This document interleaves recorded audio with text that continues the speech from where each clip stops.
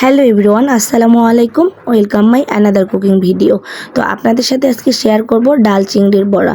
এর জন্য আমি এখানে এই যে ছোট ছোট গুনি চিংড়ি মাছগুলো নিয়েছি। এর সাইজটা খুবই ছোট ছিল। আর এখানে 1 কাপ পরিমাণ বুটের ডাল নিয়েছি। এটাকে আমি 1 ঘন্টা ভিজিয়ে রেখেছিলাম। তারপরে অনেকটা ডালটা ফুলে গিয়েছে, তখন একটা ব্লেন্ডারের জারে নিয়ে নেব। ব্লেন্ডারের জারে দিয়ে এটাকে আমি একবার চাবি ঘুরিয়ে ব্লেন্ড করে আদা থেতো করে নিব। তারপরে এখানে চিংড়ি মাছটা দিয়ে দিব। চিংড়ি মাছটা দিয়ে আমি আর দুবার চাবিটা ঘুরিয়ে ঠিক এভাবে ব্লেন্ড করে নেব। এখন এগুলোকে আমি একটা মিক্সিং বলে নিয়ে নেব। আমি দেখতেছিলাম যে ভালোভাবে ব্লেন্ড হয়েছে কিনা। তো এখন এগুলোকে আমি একটা মিক্সিং বলে নিয়ে নেব। অবশ্যই চেষ্টা করবেন পুরোটা ভালোভাবে নিতে।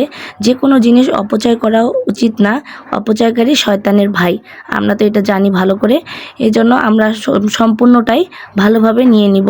তারপরে সম্পূর্ণটাই নিয়ে নেওয়া হয়ে গেলে আমি এখানে 1 চা চামচ পরিমাণ রসুন কুচি, 1/2 চা চামচ পরিমাণ আদা কুচি, 1.5 চামচ পরিমাণ কাঁচামরিচ কুচি এবং 1/4 কাপ পরিমাণ পেঁয়াজ কুচি দিয়ে দিব। এখানে আপনারা অবশ্যই চেষ্টা করবেন যে কোনো বড়া, পেঁয়াজু এটা কোনো কিছু বানাতে গেলে আদা রসুনটাকে আপনারা বেটে দিবেন না, কুচি করে কেটে দিবেন।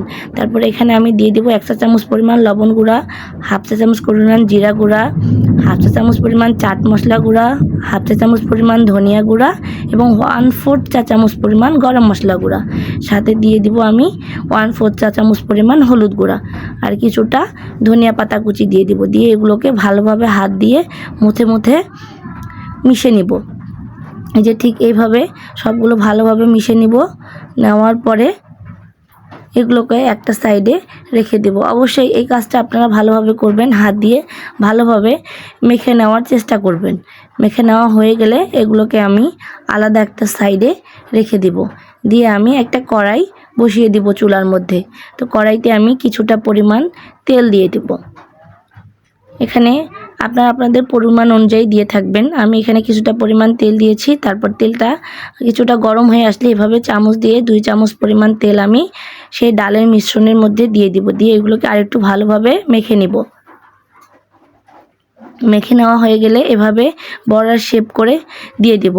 খুব একটা আমি ছোট করিনি, তবে পাতলা করেছি। পাতলা করে একটু বড় বড় করে দিয়ে দিয়েছি। এখানে আমি অর্ধেকটা পরিমাণ বড়া শেপ করে নিয়ে নিব, অর্ধেকটা পরিমাণ ডালের মিশ্রণ নিয়ে নিব আর বাকি অর্ধেকটা পরিমাণ আমি ডিপ ফ্রিজে রেখে দেব।